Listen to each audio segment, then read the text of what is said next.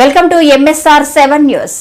జనగామ జిల్లా centre Ganapur station పాల బిల్లుల కోసం పాడి రైతులు రోడ్డెక్కాల్సిన దుస్థితి నెలకొంది.